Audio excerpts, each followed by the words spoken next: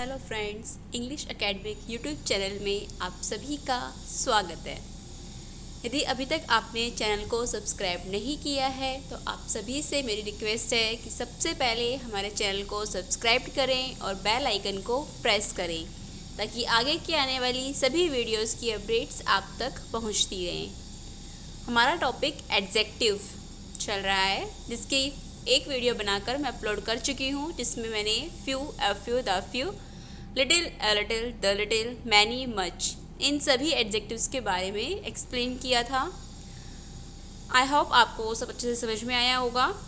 आज हम बात करेंगे और एडजेक्टिव्स की, बट सबसे पहले हम बात करेंगे एडजेक्टिव। कई बार होता है सेंटेंस में एक साथ काफ़ी दे दिए जाते हैं, एक साथ 3 या 4 एडजेक्टिव को सेट कर दिया जाता है, तो उन एडजेक्ट्स को एक साथ किस ऑर्डर में सेट किया जाता है, हम आज उसी टॉपिक पर बात करेंगे।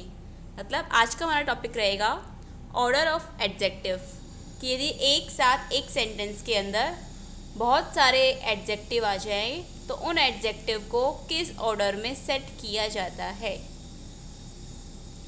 जैसे प्रोनाउन को था सेट करने का फॉर्मूला था, इसी टाइप से एडजेक्टिव्स को भी सेट करने का फॉर्मूला होता है। इन्हें एक सही तरीके से सेट किया जाता है, जिसका तरीका क्या होता है। सबसे पहले हम रखते हैं किसी सेंटेंस के अंदर यदि एडजेक्टिव सारे आ रहे हैं तो सबसे पहले हम उसमें ओपिनियन वाले सेंटेंस एडजेक्टिव को सेट करते हैं। सबसे पहले ओपिनियन को रखा जाता है। ओपिनियन मतलब हम किसी के बारे में कोई ओपिनियन दे रहे हैं कि वो चीज़ कैसी है, ब्यूटीफुल है,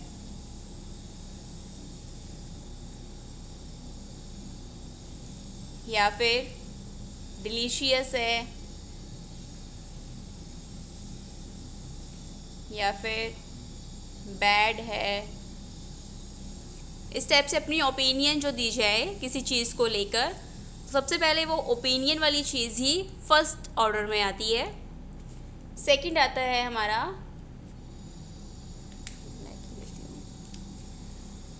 साइज। सेकंड जो रहता है हमारा वो रहता है हमारा साइज। मतलब यदि किसी चीज़ के बारे में बता रहे हैं तो उस चीज़ का साइज़ क्या है, like that, big, small, long, thin. इस टाइप से जो भी हैं जो उसके साइज़ के बारे में एक्सप्लेन कर रहे हो, वो चीज़ क्या आ जाएगी हमारी साइज़ में। सेकंड नंबर पे, सेकंड ऑर्डर में साइज़ रहेगा। थर्ड ऑर्डर में रहेगा हमारा एज। यदि कोई एज को शो करता हुआ कोई एडजेक्टिव आ रहा है तो उसे हम थर्ड नंबर पर रखेंगे। जैसे ओल्ड है, यंग है,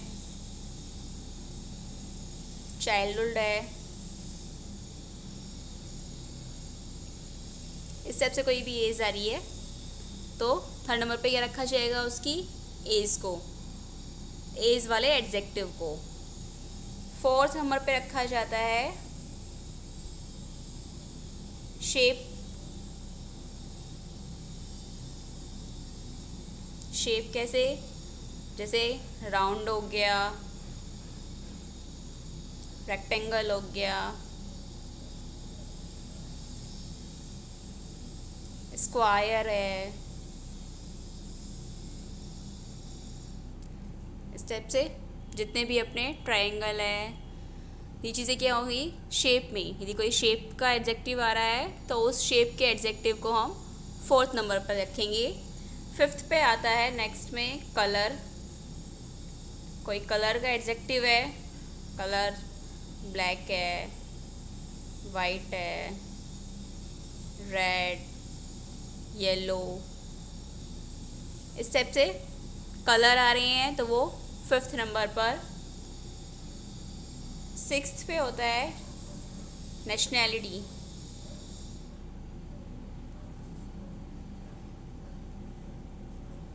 लाइक दैट, इंडियन, अमेरिकन, जापानी,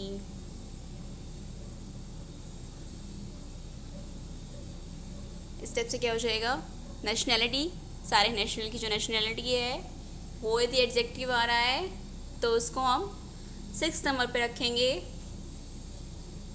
और लास्ट 7th नंबर पे रखा जाता है मटेरियल को। मटेरियल जो होता है, मटेरियल में क्या आ जाएगा, जैसे अपना गोल्ड है, सिल्वर है, वर्ड,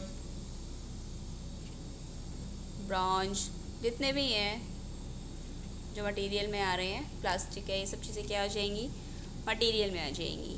मतलब ये अपना ऑर्डर रहता है, और इस ऑर्डर को हमें याद रखना पड़ता है क्योंकि इसके अकॉर्डिंग ही हम एडजेक्टिव को सेट करते हैं। अब इसको सेट करने को, इसको याद करने की जो एक ट्रिक है, वो ट्रिक क्या होती है, इसको हम उल्टा याद करते हैं नीचे से। जैसे पहले क्या आया, MNC, MNC होता है ना, मल्टीनेशनल कंपनी। MNC कौन सी है, सैशो।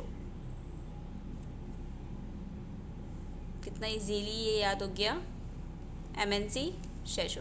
हमें पता है हमें ये कि ऑर्डर उल्टा आना है, मतलब पहले O आएगा, फिर S, फिर एज, फिर शेप, फिर कलर, नेशनैलिटी, मटेरियल, और फिर आएगा हमारा नाउन, जिस नाउन के लिए हम एडजेक्टिव को यूज़ कर रहे हैं। ये ऑर्डर रहेगा।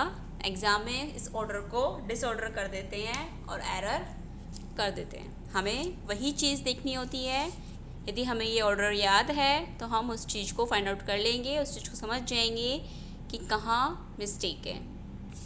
जैसे एग्जाम्पल में हम देखते हैं सर को। एग्जाम्पल के लिए मैं कहूँ, it is a delicious small yellow Indian sweet।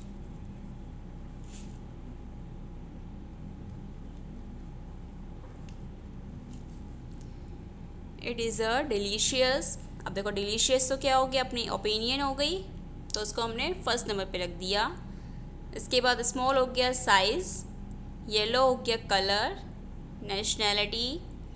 तो ये चीज़ें क्या है, ज़रूरी नहीं है कि हर चीज़ हर एक सेंटेंस में आएगी। ऑर्डर ये रहेगा, जो चीज़ आ रही है उसके अकॉर्डिंग हम उसको रखते जाएंगे। डिलीशियस फर्स्ट नंबर पे है, हमने फर्स्ट रख दिया। उसके बाद नंबर इन तीनों में से किसका आना चाहिए, स्मॉल, क्योंकि साइज़ आ गया। देन नेशनैलिटी लास्ट में आता है, इससे पहले क्या चाहता है, कलर, तो हमने इसको पहले कलर को रख दिया। ऑर्डर यही रहेगा। ज़रूरी नहीं है कि 7 के 7 एडजेक्टिव्स एक सेंटेंस में यूज़ किए जाएं। जितने एडजेक्टिव सेंटेंस में यूज़ किए गए हैं उसके अकॉर्डिंग ही हम उसको सेट कर देते हैं, बस ऑर्डर यही रहता है। एक और एग्जांपल देख सकते हो।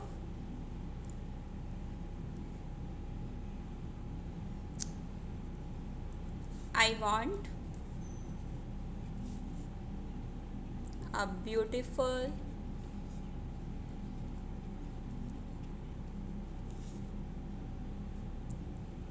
round shape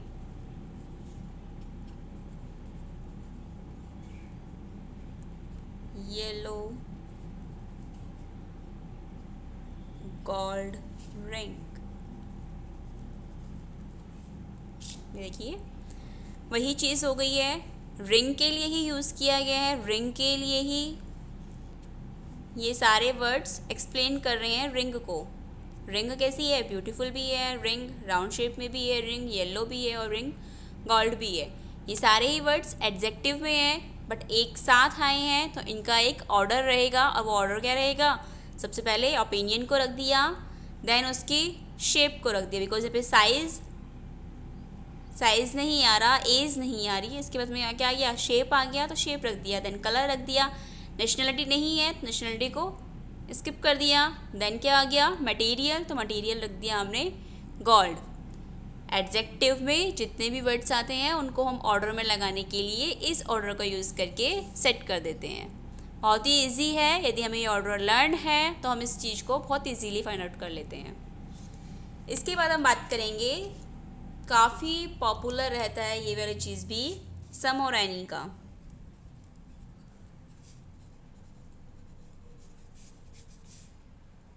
सेंटेंस में बहुत आता है क्वेश्चन सम और एनी में से, बहुत ही ज़्यादा, एक दो तो हमेशा ही आते हैं, हर एग्ज़ाम के अंदर मिल जाता है।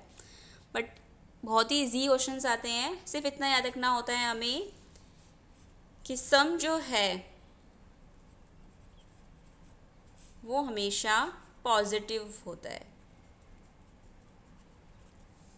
सम हमेशा पॉजिटिव होता है और एनी हमेशा नेगेटिव।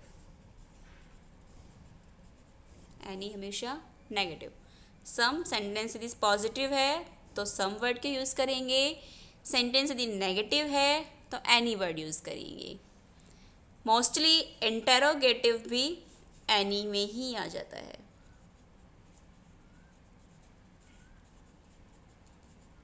सेंटेंस इंटेरोगेटिव है तो वहाँ पे भी हम मोस्टली एनी को ही यूज़ ले लेते हैं।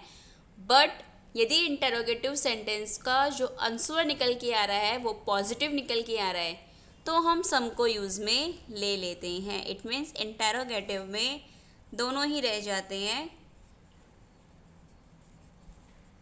यदि क्वेश्चन ऐसा है जिसका आंसर पॉजिटिव में निकल के आ रहा है तो हम सम को भी यूज़ में ले सकते हैं। बट 99% तो हम एनी को ही यूज़ में लेते हैं। तो दी क्वेश्चन में मोस्टली एरर यहीं से जाती है। इंटरोगेटिव में वो सम को यूज़ ले लेते हैं। Interrogative sentence, negative sentence any, positive sentence के लिए हमारा सम वर्ड यूज़ में होता है। लाइक दैट क्वेश्चन देख लीजिए। एग्जाम्पल के लिए हम देखें, देयर आर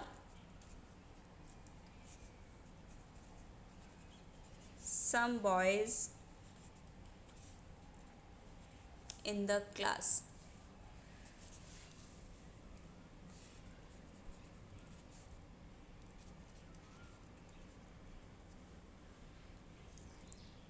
यहाँ कोई नेगेटिव सेंटेंस नहीं है, पॉजिटिव सेंटेंस है, इसीलिए हमने यहाँ पर सम यूज़ लिया।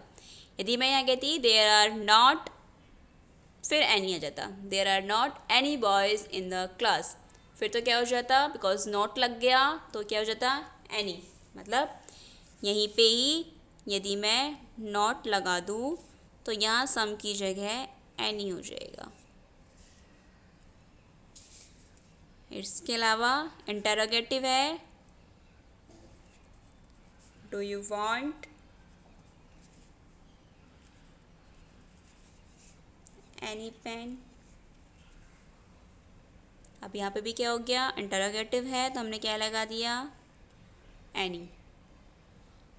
लेकिन मैंने आपसे भी कहा कि यदि सेंटेंस के अंदर कोई रिक्वेस्ट आ रही है, कोई पॉजिटिव मीन निकल के आ रहा है बट सेंटेंस इंटरोगेटिव है तो हम सम भी लगा सकते हैं। उसका एग्जांपल देखिए।